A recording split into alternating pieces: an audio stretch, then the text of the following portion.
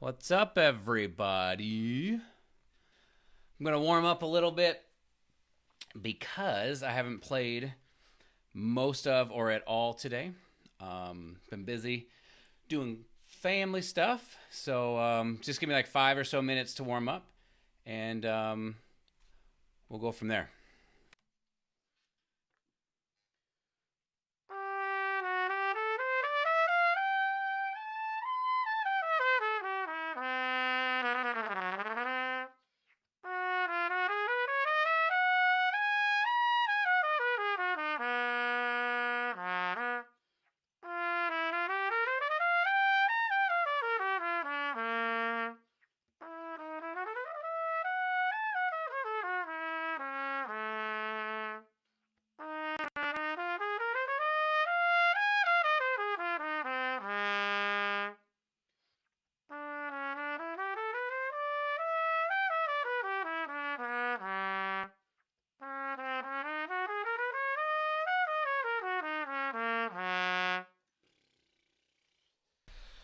What's up, Jesse? How you doing, man?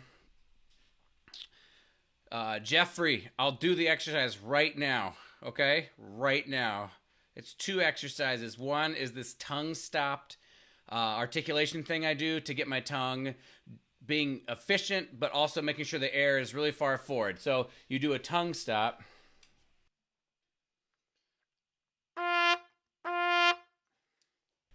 But instead of doing it with the note, you're gonna you're gonna blow air through, and then you're going to stop. You're gonna blow air through, tongue stop it, and then articulate it, just like this.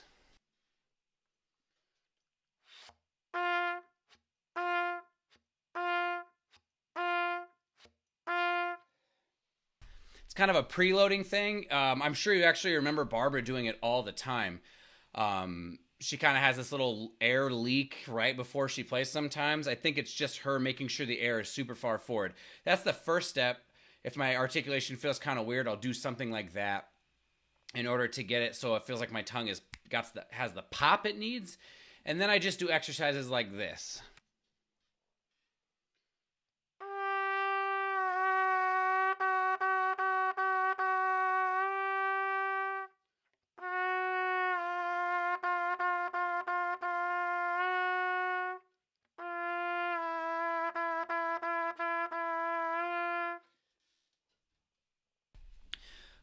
So you bend down, and then trying to tongue when the note is bent, I feel like creates unstable. When the note is bent, it creates an unstable part of the pitch, and so I feel like then trying to tongue there, the tongue's got to be really efficient and quick. And so as I do the little articulation thing first, the tongue stopped articulation thing first to make sure it's like forward and popped, and that there's nothing engaging anywhere other than, and then I do that note bending thing, and I'll go all over chromatically down to low G and then chromatically up. So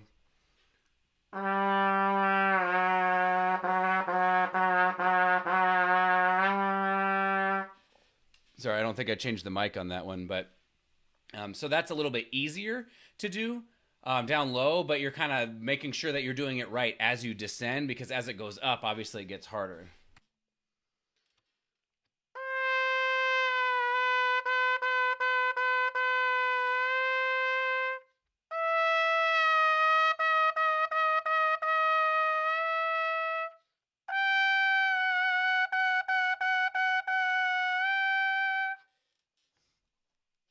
And so I feel like as I ascend, if I can hold that spot and then have the tongue just pop and keep a nice clean articulation, a nice pingy articulation, it means my tongue, I think generally speaking, it means my tongue is quick and efficient. I don't know if that makes sense. That's what I was going to send you. This is for Jeff Strong, talking about just articulation exercises and stuff like that. So everybody who's in here, send a big congrats to Jeff Strong on on winning the third trumpet in the Los Angeles Philharmonic.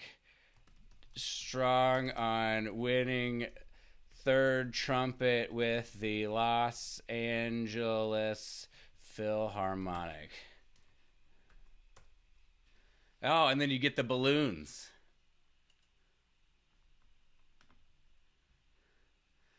So, all right. So let me get this bigger here. So, oop, that's a little too big.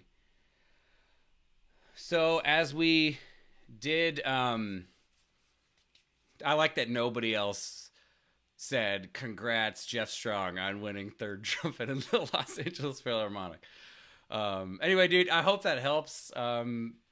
Or I hope that just makes sense, whether it helps or not. I don't know, but let me know. All right, so I'm gonna catch up here. I did this last week a little bit, but I was kind of a little bit fried, so I'm gonna try it when my chops are completely fresh. I'm gonna start right here on this B flat, and I'm gonna probably do it like 4 or 5 times, slurring the B flat into the D flat.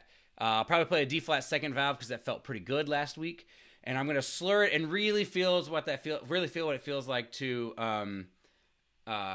connect, right? Because even though if there's going to be a space there, I still want to feel like that note is. So hopefully I can demonstrate that as I do it. So here we go. Here's the first time through.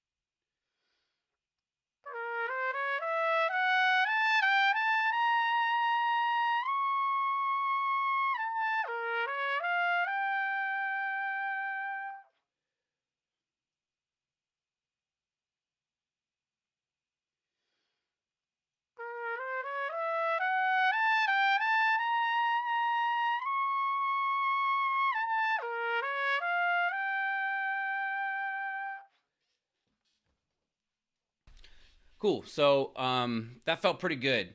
Um, like I said, I was just trying to get it so it felt like it was connected to what I was doing before it, right? So when we get the sense of playing space in between the B flat and the D flat, I think really what I try to think is almost like throwing a ball up in the air. So we have do do da do da da dee da da da D, right? It's a D, D do do do D, and so you're throwing it up on the B flat and then just catching it on the way down on the D flat so that it's related, it's connected. All right, let me try it a couple times tongued and trying to feel the same thing, and we'll see how it goes.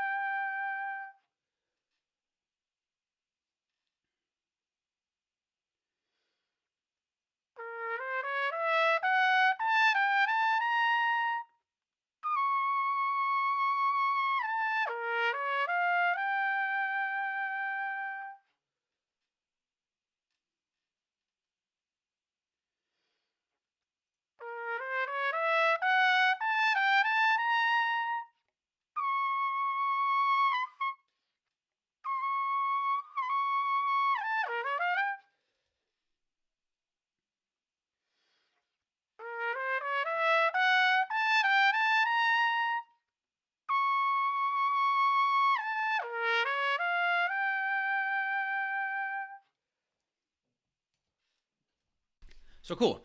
I'm going to leave it right there. Um, it felt pretty good, honestly. It's a lot easier when you're not shot, which is probably pretty obvious to everybody. So, what this would be is what I would consider the priority principle, right?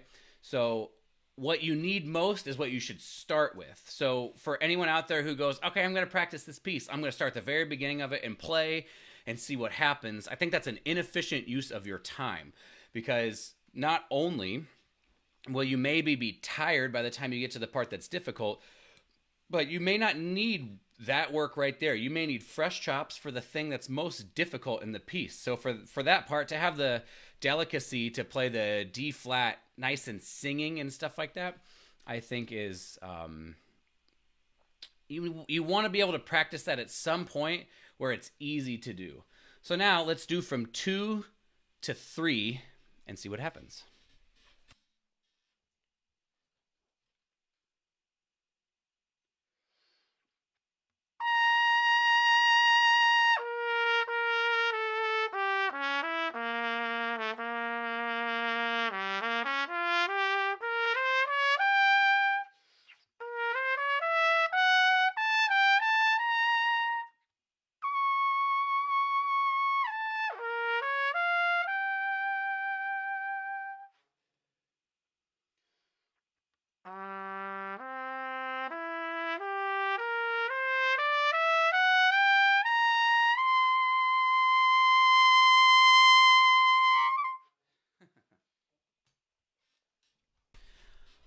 A little bit of squeak there at the end, but that's the best that's ever gone. And so I'm going to leave it right there, right? Um, I want to believe I'm going to be able to do that every time. And so I think part of building confidence in a piece is getting repetitions, getting enough repetitions where you play it perfectly, right? So for me, a couple of 4 or 5 slurred repetitions, 4 or 5 perfect or almost perfect tongued repetitions where I can learn kind of where that D flat sits, and then one repetition through the whole thing where it feels really, really good.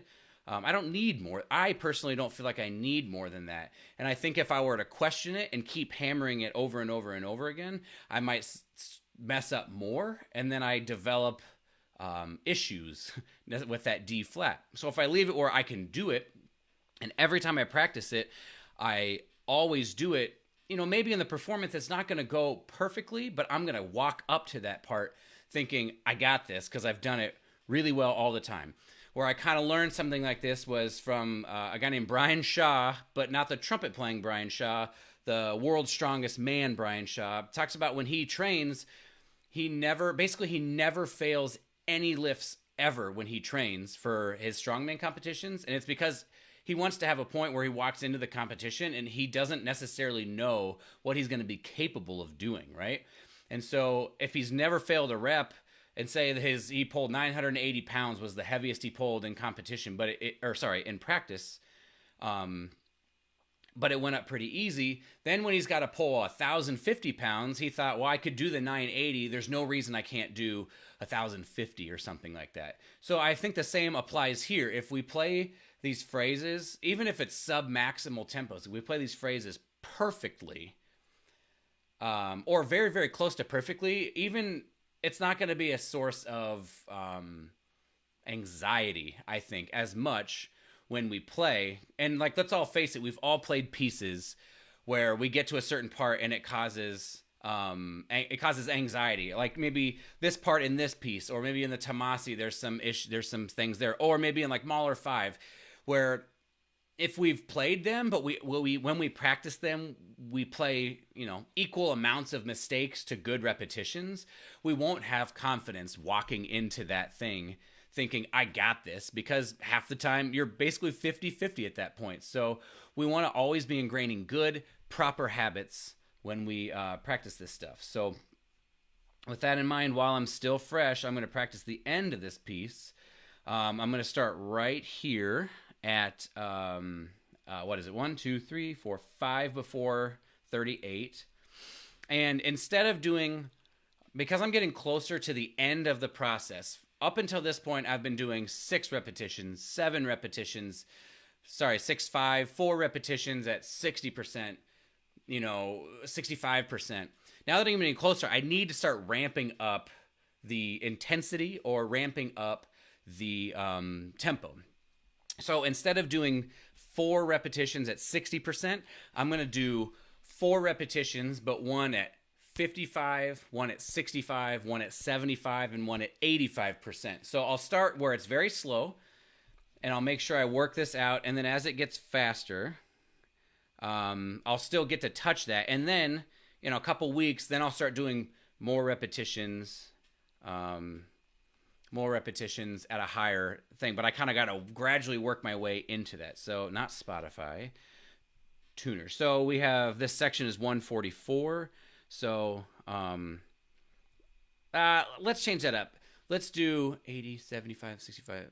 So 65, 70, 75, and 80. So 144 times 0.65 is 94 beats per minute. So the first time through this, we're going to do it at 94, but then we're going to increase the tempo every single time.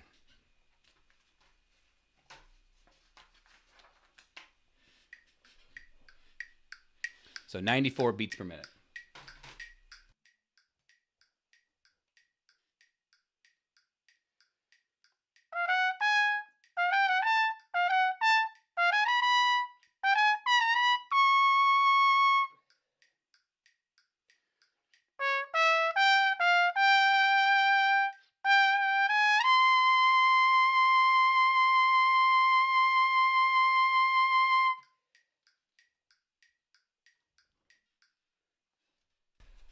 All right, great.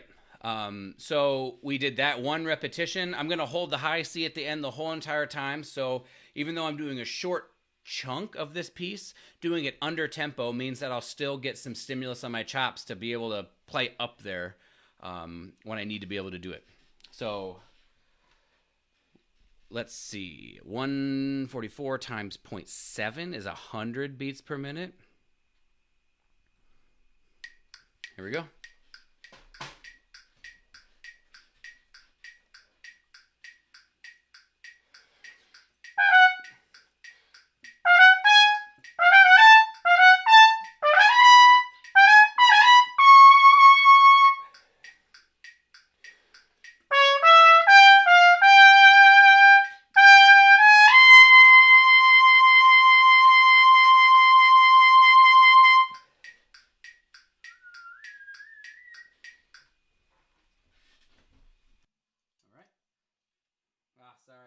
Sorry, forgot to switch over the mic, I guess.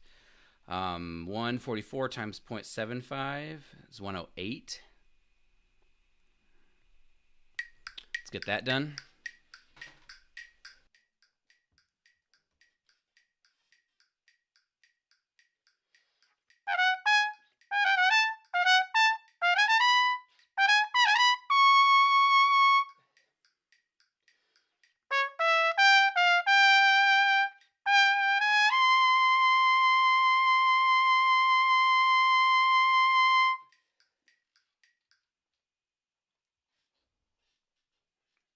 All right, and then our last one is going to be, was that our last one? What did I do, 75 just now? Yeah. So our last one's going to be 80%, so 116.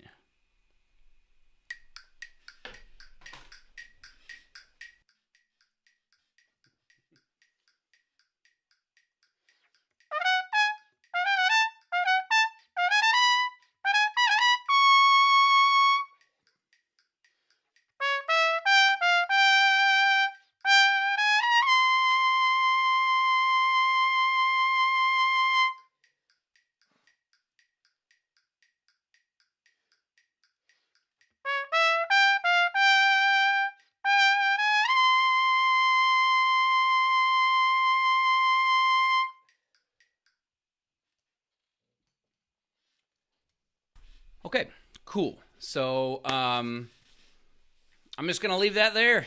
Just gonna leave it right there. I feel comfortable with that. So we're gonna do this entire section now at 85% tempo.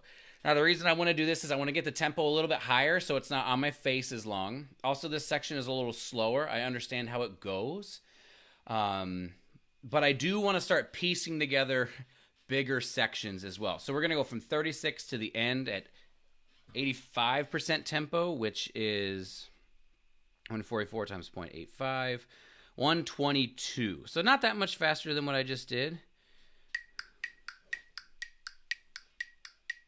Here we go.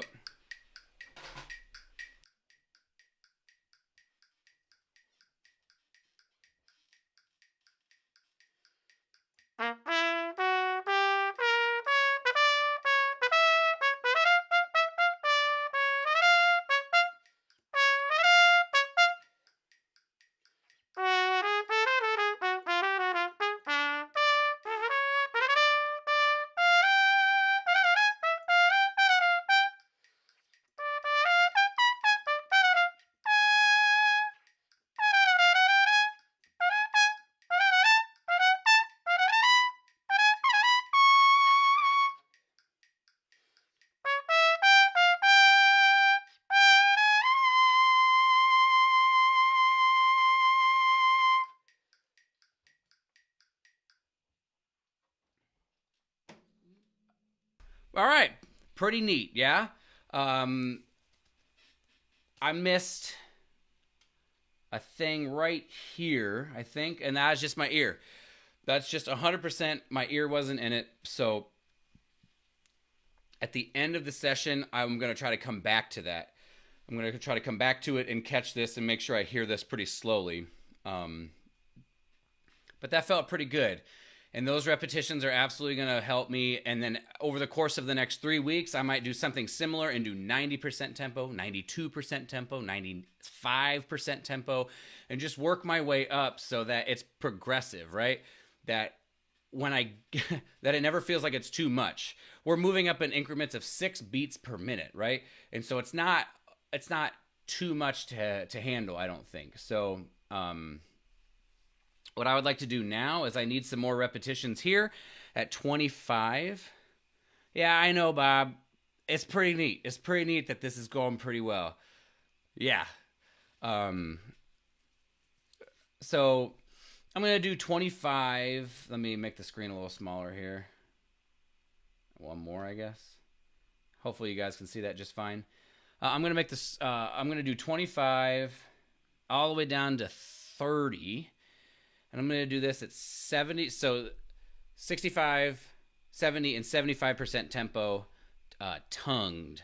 So I'm going to start doing more tongued repetitions and fewer slurred repetitions because I've done so much slurring up until this point that I don't feel adding the tongue is going to interfere with that. So we have 128 is my goal tempo.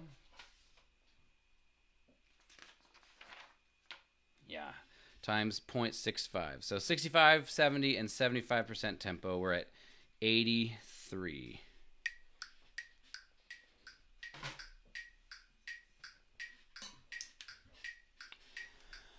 Okay, here we go.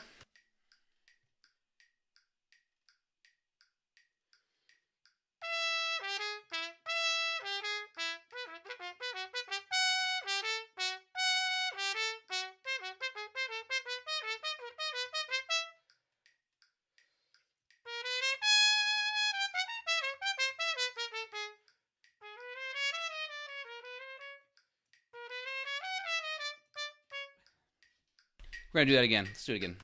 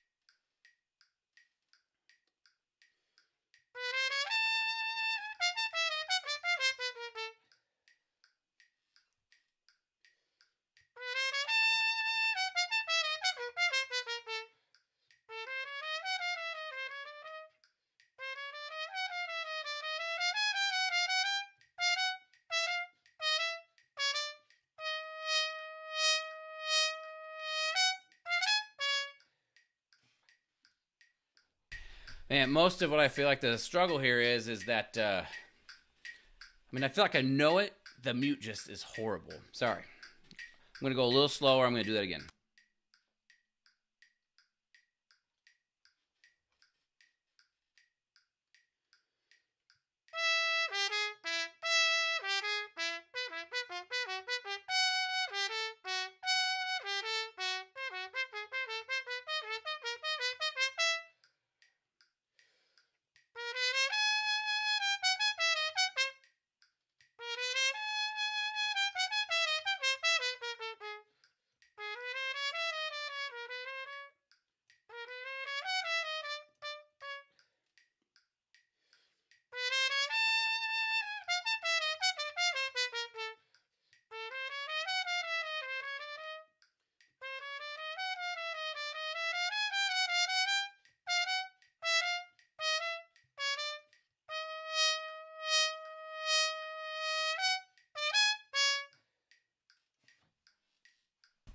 So because of my inability to play it at the tempo I wanted to, I'm going to change course.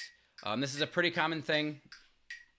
You know, say you're training in the gym and you want to hit a certain number on squats, but then like basically it doesn't work. Yeah, you're not just not going to get any work done. You're just going to change course. Maybe you lighten the load. Maybe you just get in some quality repetitions, and that's what I'm going to do. I'm going to do 4 repetitions of this at this tempo, and maybe I'll do one repetition faster to see if it worked. But obviously, I still need some slow work on this part.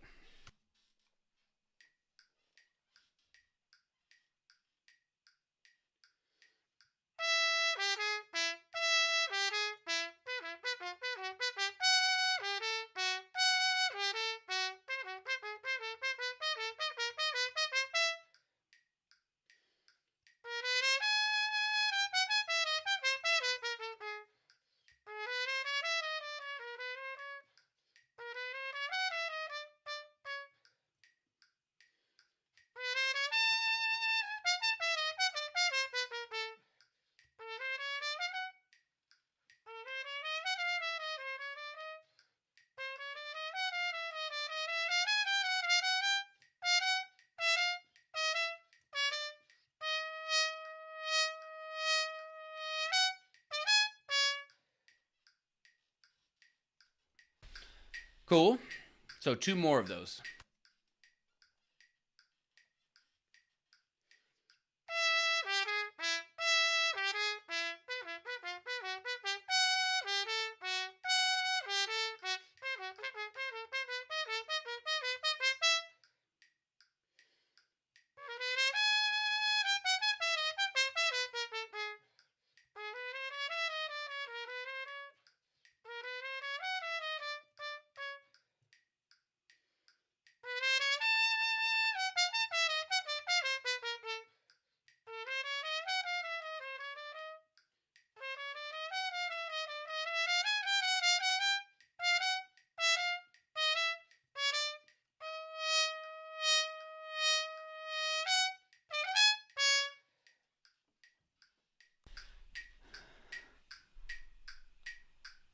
Jeffrey, thank you so much, dude. I appreciate you being here. Appreciate the support.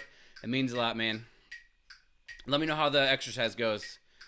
All right, I'm going to do it one more time. I'm going to speed it back up to the tempo I was at, though. Right now I'm at 78 beats per minute. I'm going to bump it up to 83. 5 clicks was the difference between me not being able to play it and being able to play it. So I'm going to kick it back up. For anyone that's just joined, who either doesn't normally watch the stream or watches it and maybe just joined, any questions about the process or like why I'm doing it or why I'm doing any specific parts of the practice, I welcome all questions. I'm happy to talk about it. I just want to kind of open forum on practicing. We'll put it that way, just for anybody who wants to talk about it.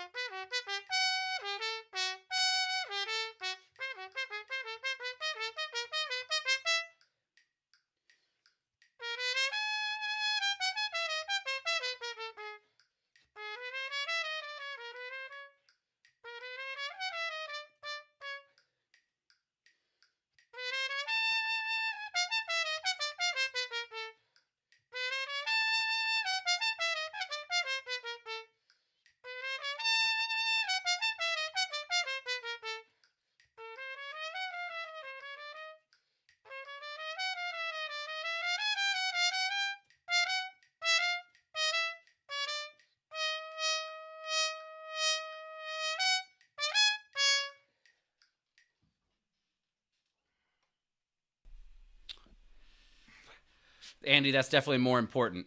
All right, so pretty good.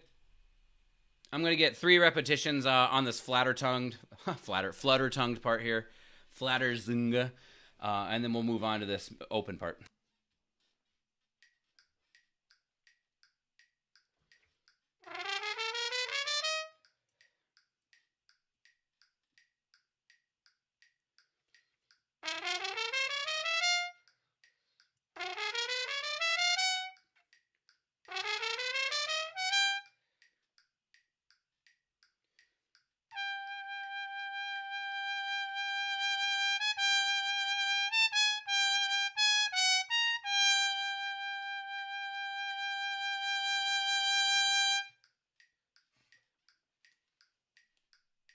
Cool. Two more of them. Everybody in the room, I don't know if you're going to actually do this, but if we could give Tyler Ryan a shout out, say thank you, Tyler Ryan, for helping Ryan Beach set this whole entire thing up. It's a very good friend of mine who got me started with setting up the stream, knowing how to do it, how to get the stream key, what program to use and stuff like that. So he's a big reason why this even exists in the first place. So some shout outs to Tyler would be great.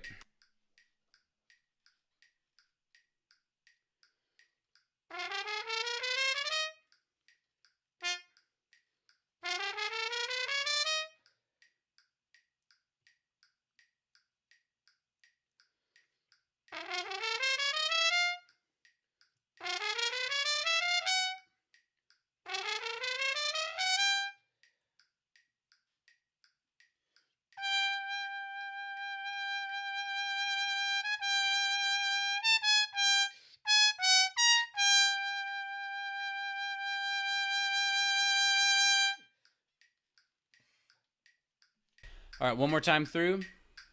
This part's hard, kind of. It's just hard to tell. I don't have it memorized or anything quite yet. And so just getting caught up in the... Absolutely, man. Patrick, I welcome it, dude. This has been a really fun project. And obviously, I don't know if it's obvious, but I've learned an incredible amount in the short amount of time I've been doing it. So I'd love to talk about it, man. Yeah, this is hard just to pick up on what the accidentals are, so it's just a focus thing for me when I make a mistake versus not. Last time.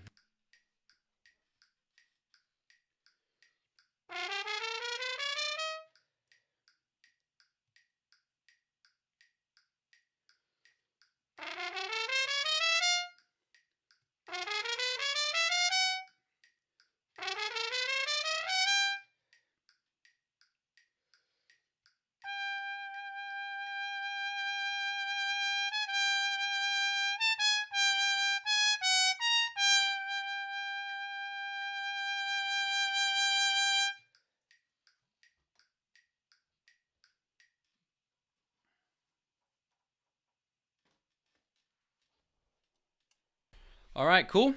That felt pretty good. Like I said, just focus is the hardest part. I mean, I could give like almost what I feel like is a whole dissertation on why focus is one of the most important things that we can focus on as players. But it's just something that I've never really heard in my life or my performing career. People really stress how important focus is and the development of focus is to playing at a high level. So if anybody's interested in that, I'm happy to go off on a separate topic about focus at the end, but if not, I'm going to keep working here, and we're just going to keep going. 31 to... Let's do 31 to 35. Let's extend this section. We'll go at... same thing. Let's just keep going at this tempo. I feel like I'm doing good work on this, so let's keep going at this tempo.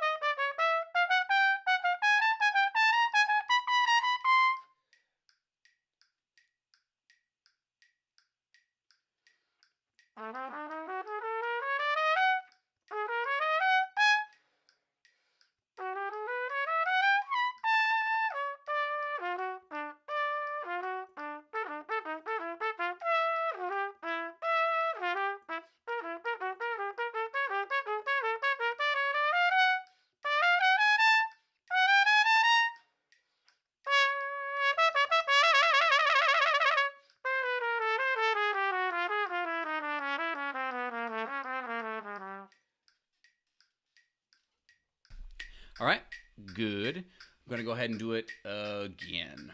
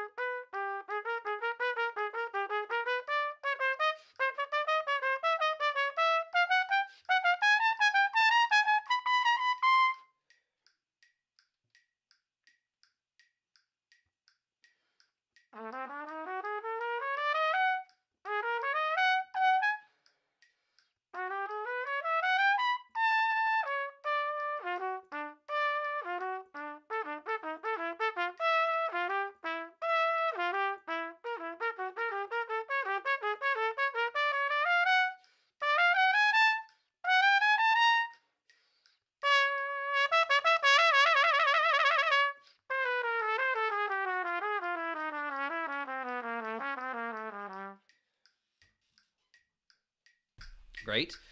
One more repetition here on the end, and then I'm going to pick up some of the beginning because I haven't done that as much as I should. Although it's not super difficult, obviously it's going to be necessary to make sure I touch. So here's one more repetition here, and then we're going to keep going. It feels pretty good. Let's go a little faster.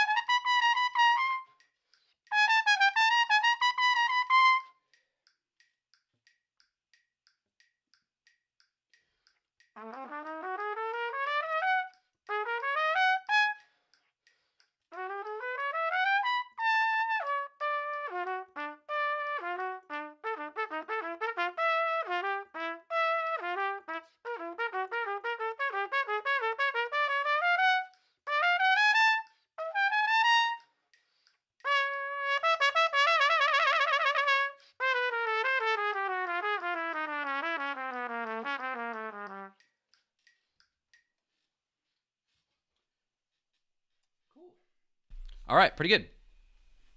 So we've covered basically both the last 2 pages, which I'm just going to need to cover every single time I practice this. There's no doubt in my mind. Let us...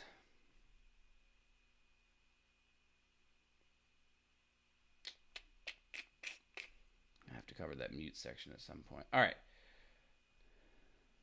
Let's get here at 3. We'll go 3 to the end of the page.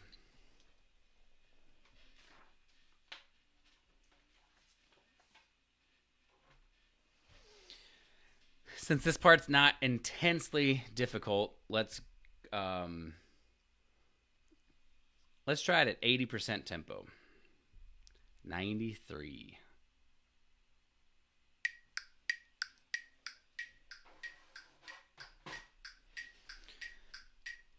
As always, here we go.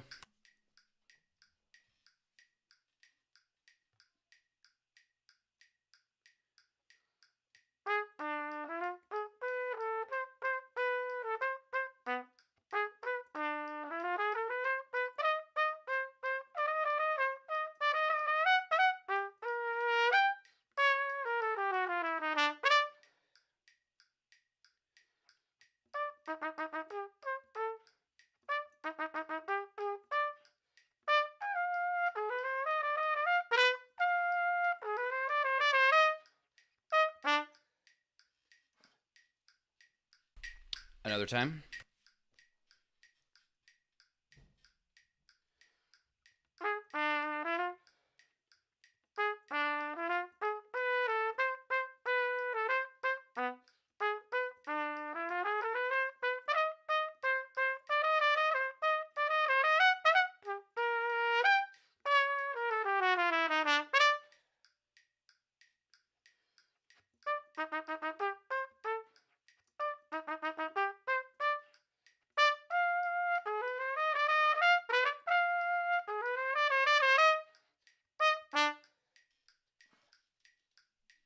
And one more time.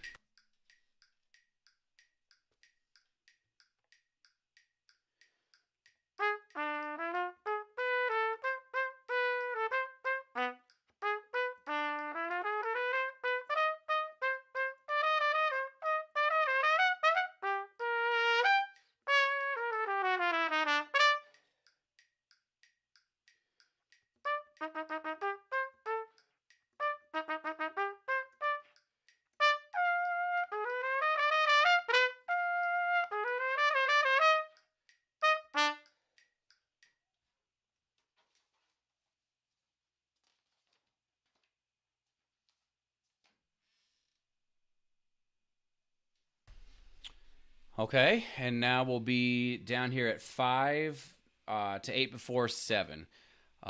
Just got a couple people in here. For anybody who has any questions, please throw them out there. I'm happy to answer them. It'll give me a nice chop break. So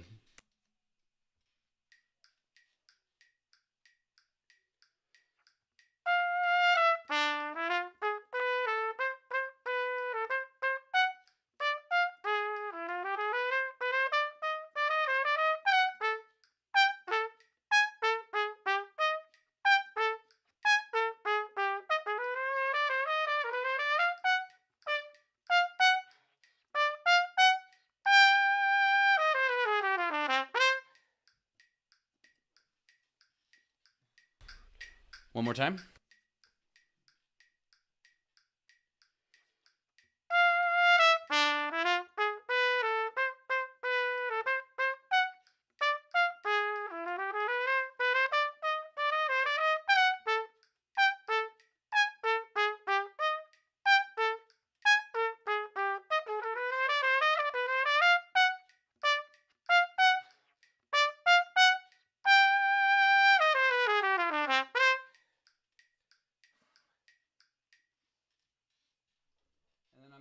I'm going to go ahead and check. For the rest of the piece, I'm just going to do one repetition at probably around 75% tempo, 75% of what the tempo is. I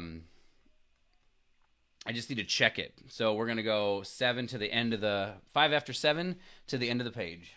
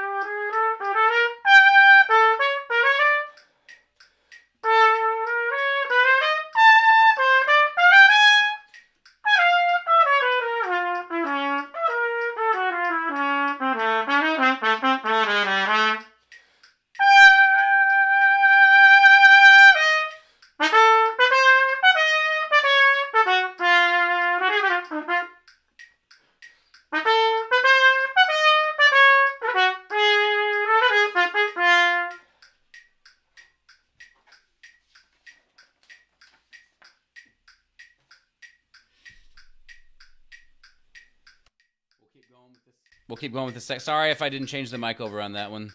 We'll keep going with the top of the page down to 11.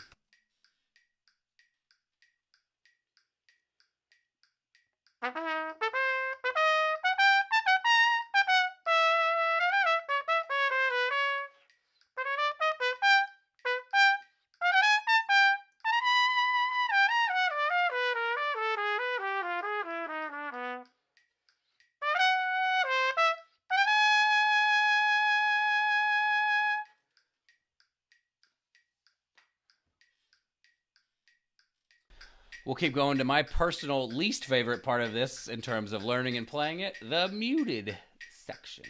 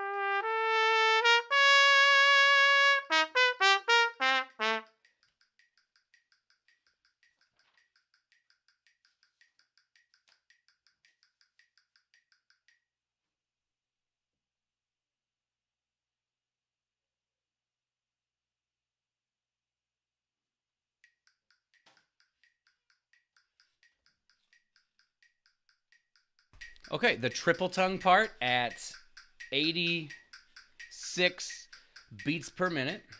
Working our way through. Again, any questions about the process? Just looking for a chop break, that's all. Here we go.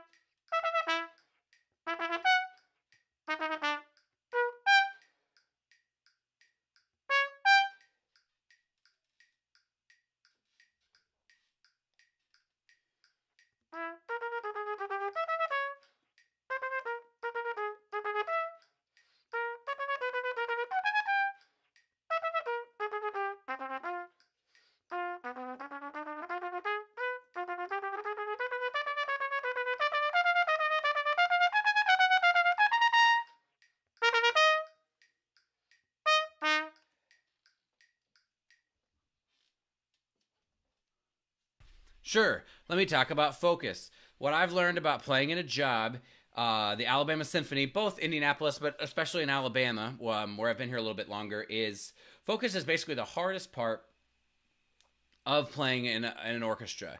You sit for so long, and then you got to come in and you got to be great, right? It can't just be like, oh, I sat for so long, my chops are a little, they're a little tired, or maybe they're not tired, maybe they're not used, they're cold or something like that, depending on how long you've been sitting. And really, the difference between me playing at a high level and not playing at a high level is focus. Am I hearing the sound I want to hear in my head? Is that what's in my mind right before I play? Am I breathing basically the same? Am I setting up the same? Is my mind involved, or am I thinking about like my workout the next day or something? That's happened to me a fair amount, and the only way I get back into it is to think, what's going on in the music right now, to kind of listen to what the rest of the orchestra is playing, because let's face it, it's very easy for our minds to wander when you have 5, 6, 10 minutes of rest in any given performance. So really practicing focus when you're practicing is where you learn it, right? And so it's just making every decision based on what you hear in your head, but focusing on that 100%. Next week, I'm going to start with this triple tongue section and do some repetitions on it, because I'm just tired, and so some of these, the A flats and stuff like that just don't feel great, and they haven't for the past couple of times. And so I need to put this earlier in my practice session, try to get 4 or 5 great repetitions in on it. I'm just going to practice the end of this, maybe from 21 to the end, or to the end of the page.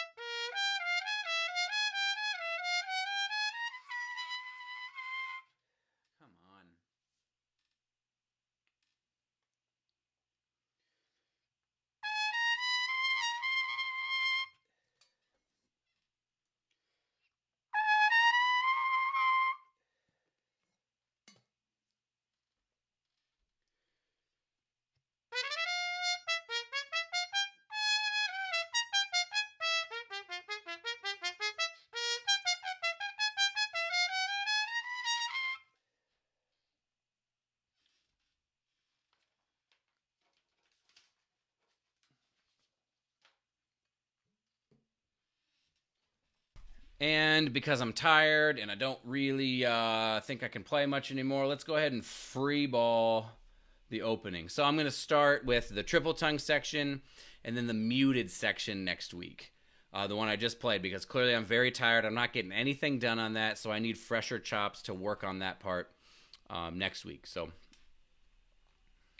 here's the beginning. I'm just going to free ball it and see what happens.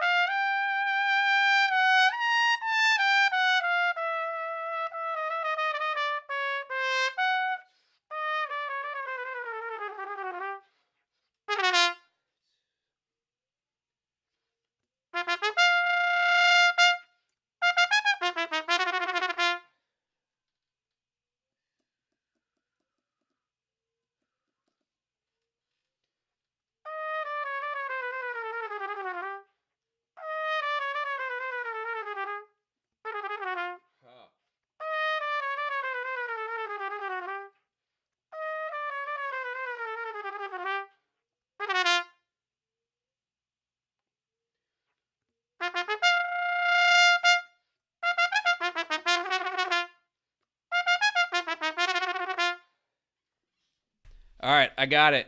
Here we go.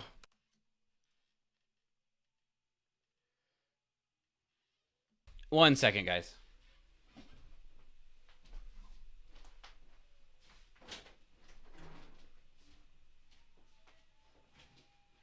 Hey, guys. Please, not like the whooping thing, the siren noise is just a little bit too much, okay? I'm almost done.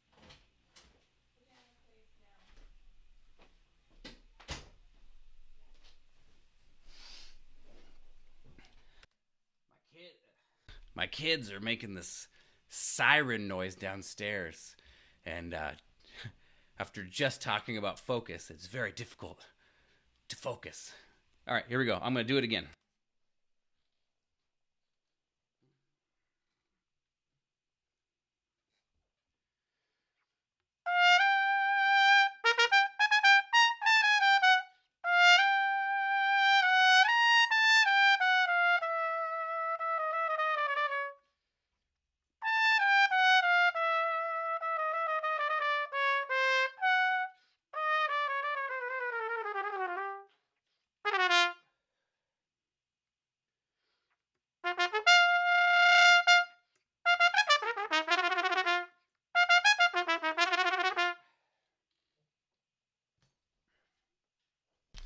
Whatever. I'll work on it next week. My focus is a little shot. So, thanks everybody for listening. Does anybody have any questions about any of the sections we did, or any questions in general? Got a couple people here with me right now. I'm gonna shamelessly promote myself again real quick, and you can go to this website,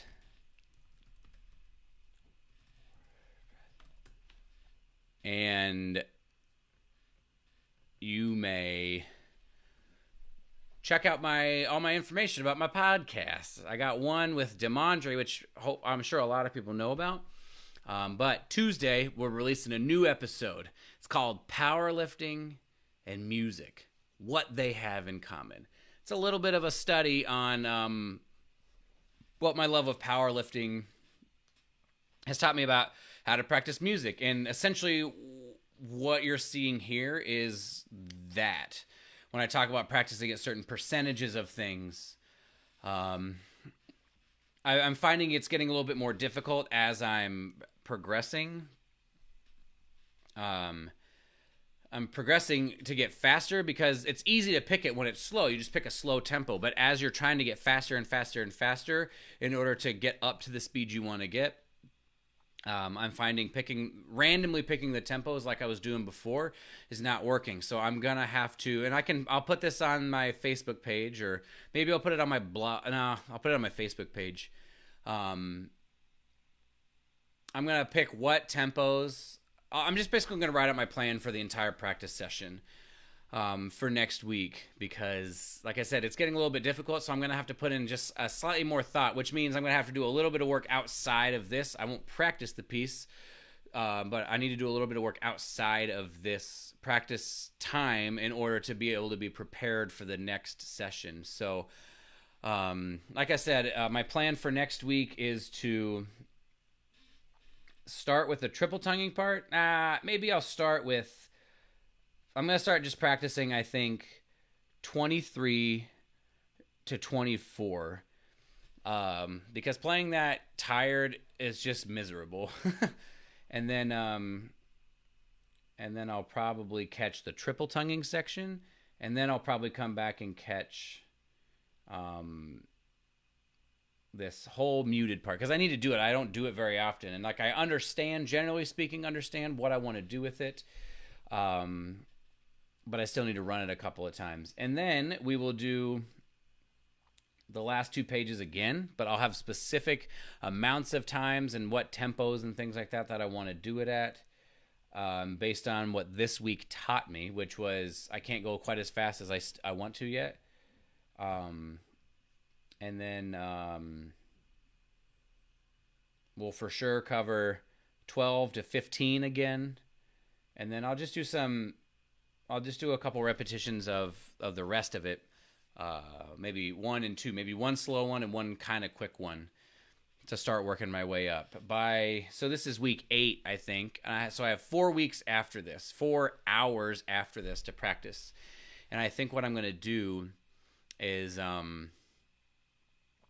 next week, but starting in week 10, at the beginning of each practice session, I'm going to run the piece at 85% tempo.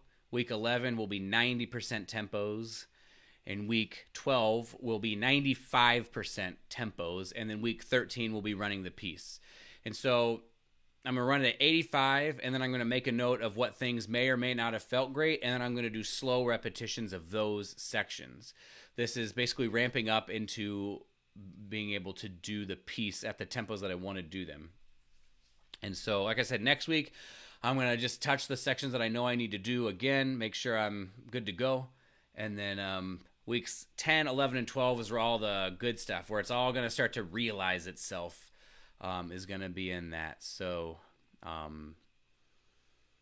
don't know if anybody has any questions. I'm really enjoying doing this. I appreciate all the support, everybody taking their time to watch me for however long you've been watching me do this. Like I said, it's a lot of fun. I'm learning a lot. I will have Getchell 13 ready to go on Thursday. And yeah, like I said, we have Rite of Spring and Carmina Burana next week. So it's a pretty heavy week for what I'm going to be playing. So I won't be able to play a crazy etude or anything like that. But that's fine. And then be on the lookout for my new podcast episode. Again, it's going to be called. So I'll just give you a rundown for the people that are here. You'll get a little explanation. So the podcast episode is called Powerlifting and Music: What They Have in Common. And what it is I look at 3 variables that powerlifters use to progress. One is called volume, which is basically sets times reps. Volume is the amount of work you do in a given workout. And then they manipulate intensity, which is how much weight is on the bar. And then they manipulate frequency, which is how often you do an exercise in a week. And so I discuss like how they manipulate these variables to reach their goals, because powerlifters, all they care about is lifting heavy weight on the day of the meet, which is very applicable to us because we care about how we sound on a concert or an audition or concerto performance, concerto competition, that kind of thing. And so to be able to take progression from I don't know this all the way to I'm ready to do it, and how to do that effectively. That's what this whole entire live stream is about. And I made a podcast episode about that to kind of go with it. And then I made a blog post that I will also post on Tuesday that goes through and gives a sample progression of how you might apply this kind of practicing to Petrushka. And so it's a 3-week program, 4 days a week, and it lays everything out. And this template is more or less, it's not supposed to be like, this is how you will practice Petrushka and you'll be able to play it perfectly at the end. But it's an idea of what it means to practice slowly, how slow is slow, and how long should you practice slow to learn something deeply. So I picked Petrushka because basically everyone is going to learn Petrushka at some point in their career. So this is a good way to go about doing it. The whole thing, I try to get the whole blog post to be self-explanatory. And so you can check that out. And so hopefully this live stream, the podcast episode, and that blog post is sort of a comprehensive way to look at kind of what I've been obsessed with lately, which is being a little bit more specific when practicing, not just playing something slow, but saying 50% and then 55 and then 60, because then you can track your progress a little bit easier, I think. And you can, when things are difficult at 80% tempo, well, if you just bump it down to 75% tempo and you play it there a couple of times and then come back to 80% tempo next time, you have a way to sort of gauge, just like if you were bench pressing and you say, okay, I want to hit 185 pounds for 5 reps, and you get 4 reps, you can either say, okay, I'm going to do that again and try to get 5 next time, or you can say, I will lower the weight to 175, I'll hit that 5 times, but maybe 2 sets of 5 instead of 1. So you increase the stimulus. And then when you come back to 185 a week or something later, maybe you're able to do that 185 because you've ingrained the motor pattern, you've gotten stronger. Just all those kinds of things are thoughts that have been just swirling around in my head quite a bit. And I'm really enjoying displaying that. And I hope it's interesting it seems like it's relatively interesting for people to watch. And like I said, this will be even more comprehensive media with the podcast episode. It's 18 minutes long instead of an hour and a half, so it should be much easier to digest as well. And if you follow me on Instagram, just search That's Not Spit. I'll have a bunch of cool quote pictures that will be little excerpts from that episode, little quotes from that episode, but kind of like nice little pictures, so to speak. So one of them will be, it's a picture of me squatting, and it's got a quote from the episode on there. I've been really enjoying doing that recently. So, follow me on Instagram for that kind of content, because I'm working really hard, and I think hopefully people will enjoy it. So, like I said, you can go to my website. I've already posted it on here. You can go to my website and find my links in the bottom left-hand corner. But if not, That's Not Spit. That's my handle for that's my handle for all of my social media things: Facebook, Instagram, and Twitter now. So when the episode comes out, it will say you can find me on Facebook at RB Trumpet. That's because when I recorded the episode, we were early on in the process, and so much has changed now. But I can't go. The episode is done, so I'm not going to go back and change it. And so hopefully it doesn't throw too many people off. But yeah, just like all these projects are really, really fun, and I appreciate all of the positive support. It really means a lot to me, and as long as people are interested in hearing it, and as long as it keeps teaching me something and I keep learning, I'm going to keep trying to uncover the veil of what goes on behind the scenes of practicing and all those kinds of things. So hopefully we all can learn together. And the music world can be better off for like having, open dialogues about practice and all those kinds of things. So, where is it? I dropped my wedding ring. So, I'll stick around for about 30 seconds if there's any questions. And if not, I'll let everybody go. And hopefully they have a really wonderful night. And they have a great week. And, yeah. Cool. All right, everybody. Take care. If there's some questions that come in, I'm going to stick around for, another 10 or 15 minutes. And so I'll be able to answer the questions by answering the comment. So if I don't catch anybody. So everybody have a good night. I'll see you Wednesday, man. I'm looking forward to it. And we'll see you next week for I think week 9. Someone can correct me, but I'm pretty sure it's week 9. So we'll see you then.